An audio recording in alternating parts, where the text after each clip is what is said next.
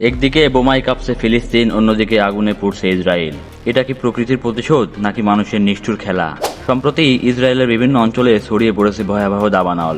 তীব্র তাপমাত্রা, খরাপ্রবণ এলাকা এবং শক্তিশালী বাতাস সব মিলিয়ে আগুন নিয়ন্ত্রণের বাইরে চলে গিয়েছে। শতাধিক ঘরবাড়ি পুড়ে গিয়েছে, মানুষ রাতারাতি গৃহহীন। বনাঞ্চলের প্রাণী আর কৃষি জমিও ধ্বংস হয়ে গিয়েছে আগুনে।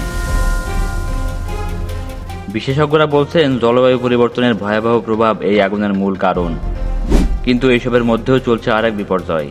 দাবানলের মাঝেও থেমে নেই ইসরায়েলের সামরিক অভিযান। গাজা, রাফা ও পশ্চিম তীরে চালানো হয়েছে বিমান হামলা, যেখানে নিহত হয়েছে বহু নিরীহ মানুষ, পুরুষ, নারী ও শিশু। বোমা ফেলার আওয়াজে কাঁপছে হাসপাতাল, স্কুল আর শরণার্থী ক্যাম্প। ফিলিস্তিন বলছে এটা গণহত্যার আরেক রূপ। এই দ্বন্দ্বে কে হারছে জানেন? মানবতা। যখন ইসরায়েলের মানুষ আগুন থেকে পালাচ্ছে, ঠিক তখনই ফিলিস্তিনের মানুষ বাঁচার পথ খুঁজছে ধ্বংসস্তূপের নিচে।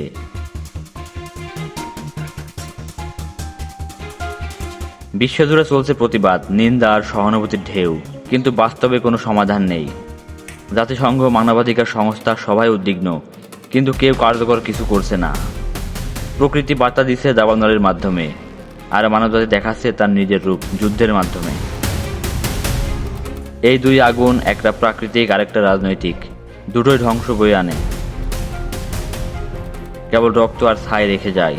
প্রশ্ন হলো, আমরা কি এখনো সচেতন হব, নাকি ইতিহাসে আরেকটি অন্ধকার অধ্যায় লেখা হবে? আপনার মতামত জানাতে ভুলবেন না। এই ঘটনায় দায় কার?